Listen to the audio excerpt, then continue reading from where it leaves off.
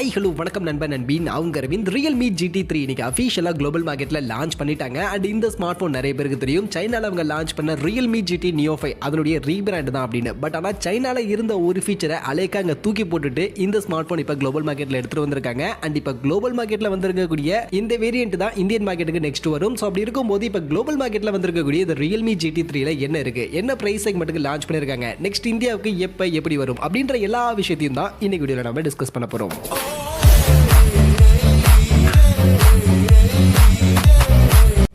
நான் சொன்ன மாதிரி இந்த smart phone Realme GT Neo 5 உடைய ரீபிராண்ட் அப்படின்றதுனால லுக் எல்லாமே Realme GT Neo 5 மாதிரி தான் இருக்குது. பட் கலர் ஆப்ஷன் இங்கே பிளாக் அண்ட் ஒயிட் அப்படின்ற இந்த ரெண்டு கலர் ஆப்ஷன் மட்டும் தான் இங்கே கொடுத்துருக்காங்க. அண்ட் 199 கிராம்ஸ்க்கான வெயிட்டோட 3.9 mm திக்னஸோட ஆக்சுவலி இந்த Realme GT3 இப்போ குளோபலில் லான்ச் ஆயிருக்கு. அது போக ரைட் சைடு இந்த RGB ரெக்டாங்குலர் லைட்டிங்கும் இங்கே கொடுத்துருக்காங்க. அதுக்குள்ள இந்த Snapdragon 8+ Gen 1 இதோட ப்ராசஸரை மென்ஷன் பண்ணியிருக்காங்க. அண்ட் இந்த RGB லைட்டிங் சும்மாலாம் இல்லை, இதில் நிறைய யூசேஜும் இருக்குது. நமக்கு பேட்டரி இண்டிகேஷன் லோ ஆகும்போது அதுக்கான இண்டிகேஷன், நோட்டிஃபிகேஷன் மாதிரியான விஷயங்கள் எல்லாத்துக்குமே இந்த LED எரியும் அப்படின்ற மாதிரி சொல்லியிருக்காங்க. அண்ட் அந்த LED லைட்டிங் கலர்ஸை நம்மளால கஸ்டமைஸ் பண்ணிக்க முடியும் அப்படின்ற மாதிரியுமே சொல்லியிருக்காங்க. அந்த வகையில் லுக் இதுதான் Realme GT3 உடைய லுக். அண்ட் லுக் நல்லாவே இருக்கு.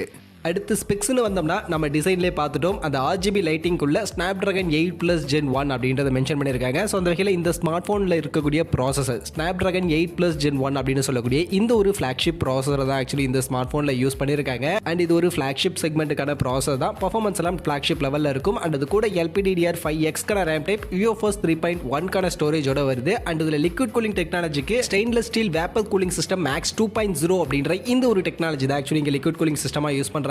அது போக இங்க நமக்கு இன்டர்நெட் பிரச்சனை, இந்த வைஃபை கனெக்டிவிட்டி பிரச்சனை எல்லாம் எதுவும் வரக்கூடாது அப்படின்றதுக்காக ஹைப்பர் ஸ்மார்ட் ஆண்டனா ஸ்விட்சிங் 2.0 அப்படின்ற இந்த ஒரு டெக்னாலஜியும் யூஸ் பண்ணியிருக்கிறதா சொல்றாங்க. இந்த டெக்னாலஜி மூலமா நம்ம கேம்ஸ் விளையாடும் போது இந்த MS பிரச்சனை, நமக்கு இன்டர்நெட் லோ ஆகிற பிரச்சனை, இந்த மாதிரியான பிரச்சனைகள்லாம் மோஸ்ட்லி இருக்காது அப்படின்ற மாதிரி Realme தரப்புல இருந்து கிளைம் பண்றாங்க. ஸோ கேமிங் சென்ட்ரிக்கா நிறைய ஃபோக்கஸ் இந்த ஸ்மார்ட் போன்ல இருக்கு. அடுத்து மொபைலுடைய டிஸ்பிளே அப்படின்னு பார்த்தோம்னா இங்க நார்மல் Full HD+ ரெசல்யூஷனுக்கான டிஸ்பிளேவா கொடுக்காம இப்போ நிறைய ஸ்மார்ட் போன் யூஸ் பண்ணக்கூடிய இந்த 1.5K ரெசல்யூஷனுக்கான டிஸ்பிளே 6.74 இன்ச்சஸ்ல இந்த 1.5K ரெசல்யூஷனுக்கான ஒரு AMOLED டிஸ்பிளே யூஸ் பண்ணியிருக்காங்க.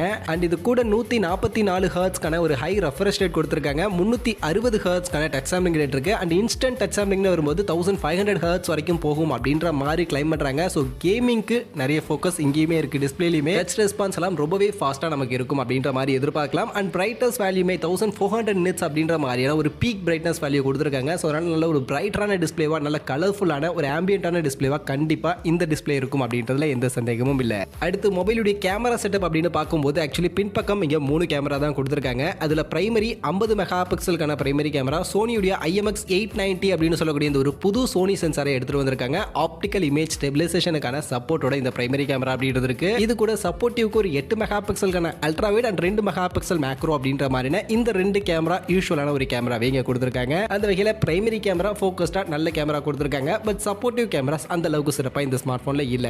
அதுவே முன்பக்கம் செல்ஃபி கேமரா அப்படின்னு வந்தோம்னா இங்க Realme உடைய அந்த காலகாலமா யூஸ் பண்ணக்கூடிய அதே 16 மெகா பிக்சலுக்கான அந்த ஒரு செல்ஃபி கேமரா தான் இங்கேயும் யூஸ் பண்ணியிருக்காங்க. ஸோ செல்ஃபி கேமரா ஒரு யூஸ்வலான நார்மலான கேமரா. பட் ரியர் கேமரால அந்த பிரைமரி கேமரா ஒரு இம்பார்ட்டன்ஸ் கொடுத்து IMX 890 அப்படின்ற ஒரு நல்ல சென்சாரோட இங்க அந்த கேமரா அப்படின்றது எடுத்துட்டு இருக்காங்க. ஸோ அதனுடைய பெர்ஃபார்மன்ஸ் நல்லா இருக்கும் அப்படின்னு எதிர்பார்க்கலாம். அடுத்து மொபைலுடைய பேட்டரி அண்ட் ஃபாஸ்ட் சார்ஜிங் வரும்போது இங்கே தான் ஆக்சுவலி சைனீஸ் வேரியன்ட்ல இருந்து இங்க ஒரு சேஞ்சஸ் அப்படின்றது பண்ணியிருக்காங்க. ஆக்சுவலி சைனா வேரியன்ட்லயுமே அந்த 240 வாட்ஸ்க்கான சார்ஜிங் சப்போர்ட் கொடுத்திருந்தாங்க. அது இங்க இருக்கு. இங்க 4600 mAh பேட்டரி கெபாசிட்டி அண்ட் அதை சார்ஜ் பண்ண 240 வாட்ஸ்க்கான ஒரு ஹை ஃபாஸ்ட் சார்ஜிங்கான சப்போர்ட்டோட இங்க நமக்கு இந்த ஸ்மார்ட் போன் எடுத்துட்டு வந்திருக்காங்க. அண்ட் இந்த 240 வாட்ஸ்க்கான ஃபாஸ்ட் சார்ஜிங் யூஸ் பண்ணி இந்த ஸ்மார்ட் போனை 0 to 50% வெறும் 4 நிமிஷத்துல சார்ஜ் பண்ணிக்க முடியும். அண்ட் 100% வெறும் 9 மினிட்ஸ்ல சார்ஜ் பண்ணிக்க முடியும் அப்படின்ற மாதிரி கிளைம் பண்றாங்க. அது மட்டும் இல்ல, வெறும் 20% வரைக்கும் இந்த ஸ்மார்ட் போன் ஸ்டார்டிங்ல சார்ஜ் ஆகும். அந்த அளவுக்கு ஸ்பீடா இருக்கும் அப்படின்ற மாதிரி கிளைம் பண்றாங்க. பட் இந்த அளவுக்கு ஸ்பீடு எதுக்கு தேவைப்பட போகுது, நமக்கு இந்த இப்போ இருக்கக்கூடிய ரொட்டீனுக்கு நமக்கு தேவைப்படுமா அப்படின்றது எனக்கு தெரியல. எனக்கு மேஜரா தேவைப்படாது. பட் உங்களுக்கு இவ்வளோ பெரிய ஃபாஸ்ட் சார்ஜிங் தேவைப்படுமா அப்படின்றத சொல்லுங்க. அதே மாதிரி இப்போ சைனா மார்க்கெட்ல பாத்தீங்கன்னா இந்த 240 வாட்ஸ்க்கான சார்ஜிங் மட்டும் இல்லாம 150 வாட்ஸ்க்கான ஃபாஸ்ட் சார்ஜிங்கோடையும் ஒரு வேரியன்ட் ஆக்சுவலி லான்ச் பண்ணியிருந்தாங்க. 5000 mAh பேட்டரி கெபாசிட்டி அண்ட் அதை சார்ஜ் பண்ண 150 வாட்ஸ்க்கான ஃபாஸ்ட் சார்ஜிங் அப்படின்ற மாதிரியான ஒரு வேரியன்ட்டும் கொடுத்திருந்தாங்க. பட் அந்த 150 வாட்ஸ்க்கான சார்ஜிங் குளோபல் மார்க்கெட்ல ஆக்சுவலி ஏன்னு தெரியல கொடுக்கல. இந்த 240 வாட்ஸ்க்கான ஃபாஸ்ட் சார்ஜிங்கோட மட்டும் தான் ஆக்சுவலி இப்போ குளோபல்ல லான்ச் பண்ணிருக்காங்க. ஸோ இந்தியன் மார்க்கெட்லயும் மேபி 240 வாட்ஸ்க்கான ஃபாஸ்ட் சார்ஜிங்கோட மட்டும் வரதுக்கான வாய்ப்புகள் இருக்கு. இல்ல பின்னாடி அந்த 150 வாட்ஸ்க்கான சார்ஜிங்கோட இருக்கக்கூடிய வேரியன்ட் லான்ச் பண்ணுவாங்களான்னு தெரியல. ஸோ அது இப்போதைக்கு இங்க லான்ச் பண்ணல. இதுதான் ஒரே ஒரு வித்தியாசம் இங்க இருக்கு.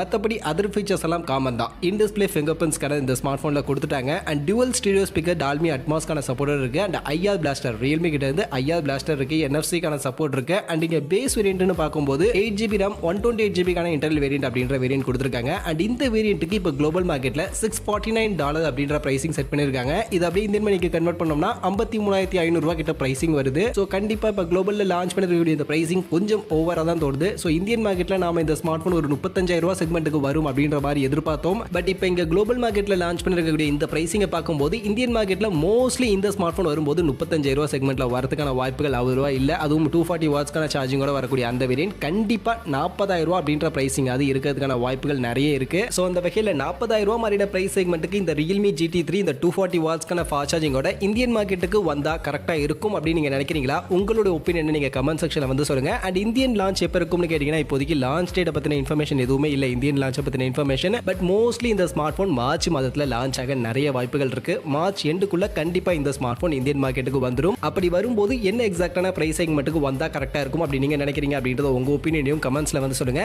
அதே மாதிரி இப்ப குளோபல் மார்க்கெட்ல லான்ச் ஆயிருக்கக்கூடிய இந்த Realme GT3 பத்தின உங்க ஒப்பீனியன் என்ன அப்படின்றதையும் கமெண்ட்ஸ்ல வந்து ஷேர் பண்ணிக்கங்க.